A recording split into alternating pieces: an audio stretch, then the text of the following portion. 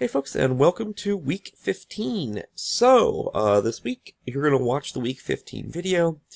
You will take a look over the sample mini annotated bibliography and submit a mini annotated bibliography. I'll get in there and take a look at that in just a minute. Okay.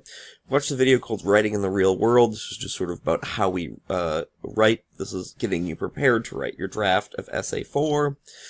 Then you complete your revision of Essay 1, 2, or 3, submit that, and then an introduction for Essay 4. There's a sample there as well. Now, the mini annotated autobiography here, I'll open up.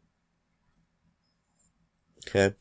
And what this is for each source you've got, for every source, okay, you want to give an MLA formatted citation, and then identify what questions it answers and what those answers are, and then do an analysis of its credibility. Sort of, again, a mini version of what we do for what we did back in essay number 1 in reality, okay, when you looked at like the credibility of the scholarly source there. So, for every source you've got, I want you to do one of these.